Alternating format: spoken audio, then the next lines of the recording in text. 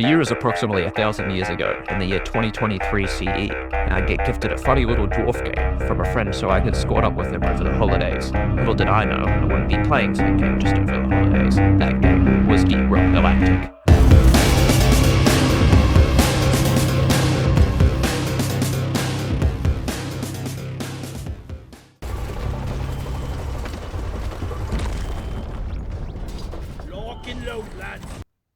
Rolling into what this little nugget of elite ball knowledge is, Deep Rock Galactic is a 1-to-4 player co-op FPS featuring badass space dwarves, 100% destructible environments, procedurally generated caves, and endless hordes of alien monsters. Moving on. Alright, so let's give you, yes you potential Deep Rock player, the rundown on the main gameplay loop. You are a space dwarf working the equivalent of a space tradie job in some sci-fi coal mines. Or Hoxie's 4 if you just want to call it that. You are tasked with doing the dirty work for a space mining company called Deep Rock Galactic, collecting minerals, fighting the locals, and racking up the dough so that one day you too will have unmatched dwarven drip. The whole point of this being that there is danger, darkness, and dwarves. Okay, before we cover any of the mission types, we must make clear what each mission will generally have in common with one another. First, you will pretty much always have a means of depositing your precious minerals, whether it be some central machine that chews them up like my cat does my toes, or the ever so spatially aware mule who will never, I repeat, never be in the right place at the right time. Second, because you are projected from your comfy space rig into the crust of the planet, you always have to call extraction before completing any mission, and I promise the drop pod you land and leave in will always be in the right place at the right time. Unless it isn't. Third, you do have limited resources and ammo. This won't matter as much on lower difficulties, but you will have to pay your way to resupplies by collecting at least 80 of a reddish-orange mineral called nitra. Just so this video doesn't last an entire epoch, I'm going to only quickly summarize each mission pretty briefly, because there is a decently sized group of them. Here we have mining expeditions where you mine blue rocks, egg hunts where you're here to break a few alien eggs to make an omelette, on-site refinery where you make roller coasters out of pipelines while screaming, "Look at me, I'm Stony Rock," with the side objective of extracting space oil. Salvage operations where you pick up the pieces of whatever shit show of a mission your comrades died in, and you get to protect a YouTube rewind on the last moments of the Abyss Bar before getting the fuck out of Dodge. Point extraction, where you have to collect all Infinity Stones except we're colorblind in this Avengers movie, so they're all blue. Escort duty, where you get to escort a big-ass boring machine to the right location so you, your team, and the drill can fight a big psychic rock and extract its goodies. Elimination missions, where you fight baby spider kaijus that utilize ancient tomes of alien magic, such as the oh-so-classic Fireball. Industrial sabotage. The worst mission. Deep scans, where you find nuggets to triangulate an even bigger nugget that contains smaller nuggets. Excavation missions where you live out your Indiana Jones LARPing dreams or something along the lines of that. Still here? Great. Let's meet the cast.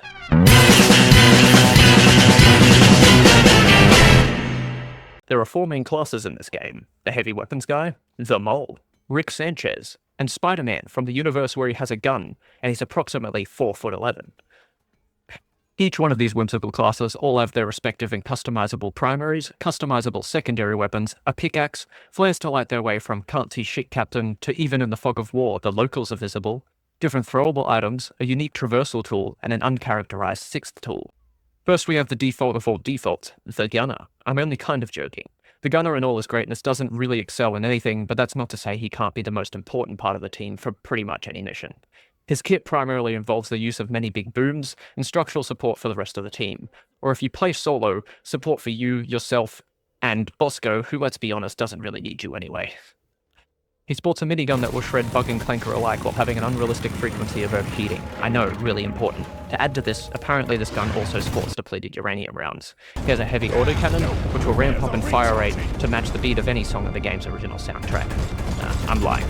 Last of the primaries is a guided rocket launch system which might almost match the tempo and destructive capacity of a Type 89 MLRS. I'm not completely sure since I'm not actually a ballistics expert. His secondaries include a bullpup revolver, a burst-fire pistol which is satisfying to the ear and not so satisfying for damage, just my opinion, and a claw gun which would make most fictional railguns blush, melting through what looks like tens of meters of hyperdense rock, letting you land a sick trick shot on that cave leech that's eating your friend who wandered into the neighboring cave on their own and didn't bother to look up. His traversal tool is a zipline gun, which will leave you able to cook an entire 3-course meal going up and bracing for impact on the way down like your first visit to a water park at the age of 8 when your asshole mate decided to kick you down the water slide. He also has a shield that is basically impervious to all damage for a short duration. The only downside is that it's on a cooldown. Historical items are a sticky grenade, an expensive Molotov cocktail, a grenade that orders asshole kids to the function, and a short-duration omnidirectional spinning turret that will probably livestream all its successful kills to you like Steam support did the last time your account got hacked.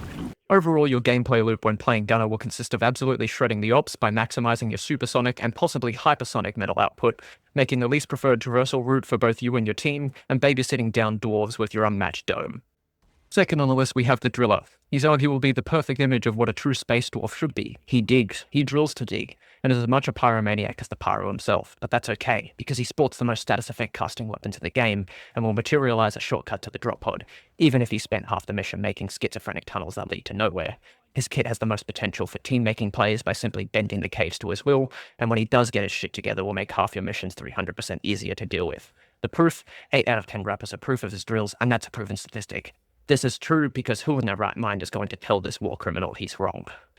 His primaries include an ancient classic like the Heavy Flamer, the Cryo Cannon so you can live out your virtual Grula, and finally what I have nicknamed the Splooge Gun, since it projects another green gooey substance that the company won't tell us about. The closest thing I can find is the stuff that comes out the back end of a Macterra goo bomber, but it very well could be space rig sewage for all I know. His secondaries include a slightly better burst fire pistol than the Gunner's, a literal antimatter gun that you probably can't use properly, and for all intents and purposes a hyper-violent kitchen appliance turned cancer ray. This traversal tool is none other than the smallest form factor boring machines on the market, fitted with memory foam hand grips and their own hand cooling fans for the sweatiest of missions. This, and the fact they are contenders for the most versatile traversal tool, are the primary reasons for Driller Gaming, and why for many, Driller is the GOAT, as people these days say. His miscellaneous tool is the Scout Killer itself, and is occasionally used to actually complete mission objectives like mining minerals. The Satchel Charge is what I'm talking about. A neat package of plastic explosive fun for almost all your co-workers. His throwables? Axes that can be retrieved if you have terrible aim, high explosive grenades, a fart bomb, and an all-terrain lawnmower akin to a lethal wind-up toy.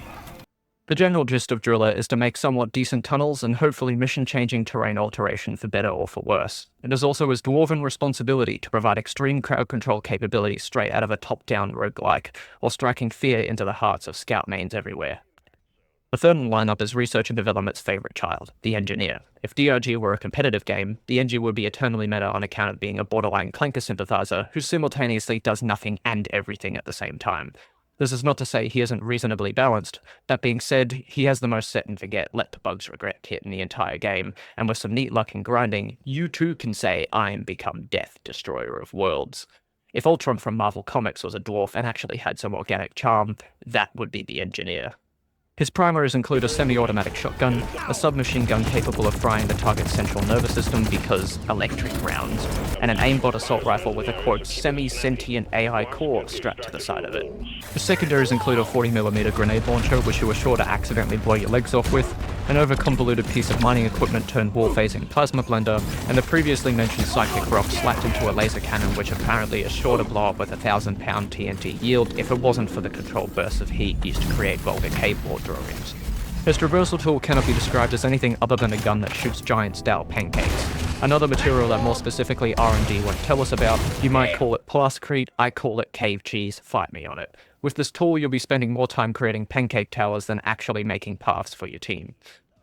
The Engineer's extra tool is the clear crutch of everyone who mains this class. Turret systems, whether you choose the one extra beefy rocket launcher variant or the twins, will get the Engineer more free kills from these alone, while the rest of the team actually have to face the locals, which is what makes him an absolute stats merchant. His throwables include a Star Wars hologram of a dwarf throwing it back, solar flares in a bottle, repeating shockwave mines, and flying cyber piranhas. The Engineer is the lazier, more overpowered version of his cousin, the TF2 Engineer. He is the result of kleptomania for the designs of both unreleased company intellectual property and that of the rival company, who we all hate anyway. Most of your time as Engineer will be spent doing either virtually nothing at all compared to the other classes, while racking up the biggest number of bug casualties against regular units. That's not to say he can't, however, be engineered to murk the bigger bugs of the bunch, but that by default is his job, and he's really fucking good at it.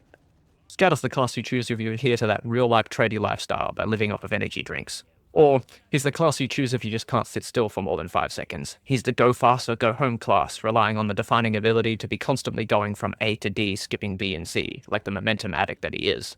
Unfortunately, as is the drawback to being any adrenaline junkie, you will often find that the scout is dead on the other side of the cave system because he forgot that fall damage exists.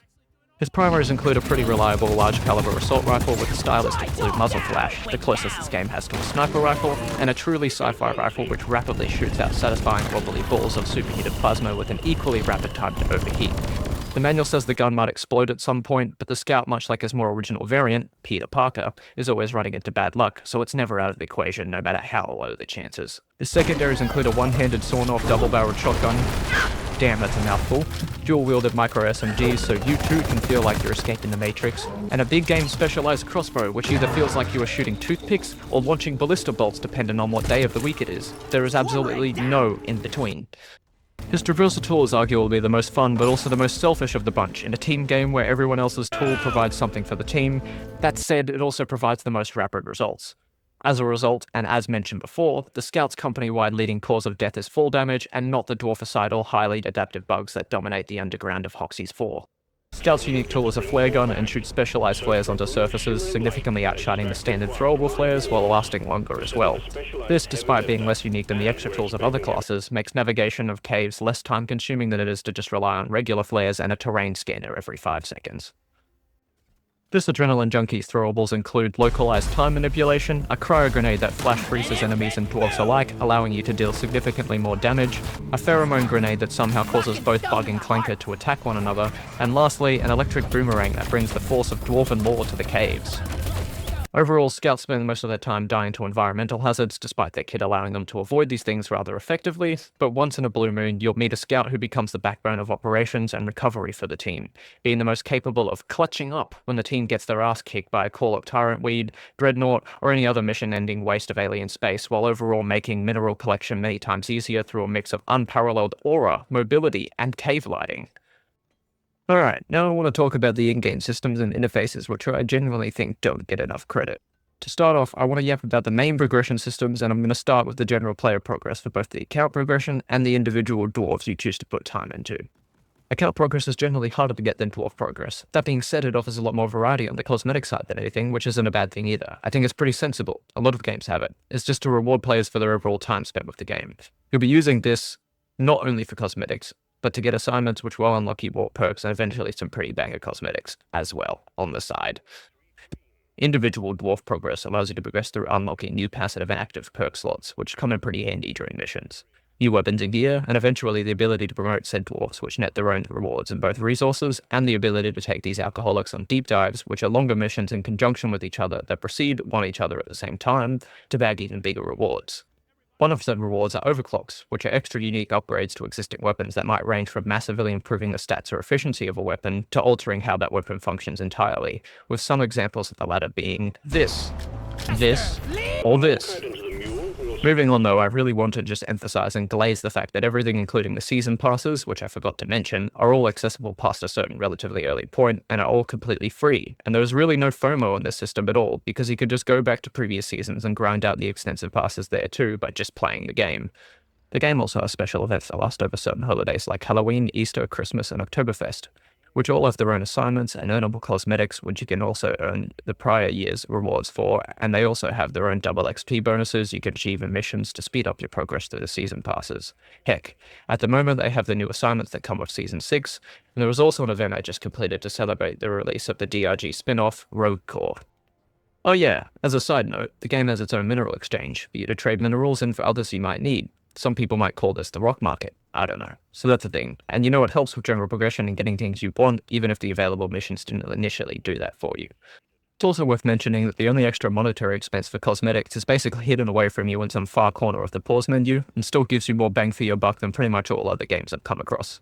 As an example of one of the many cosmetic sets you can buy, they might give you an armor set with a unique theme across all 4 dwarves, a headwear to go with said armor set, some giving you multiple versions of said headwear, a paint job for both that you can apply to most if not all your other cosmetics, both a weapon paint job and a weapon framework that can also be applied to all weapons, and usually a paint job and cosmetic framework for your best clanker friend Bosco.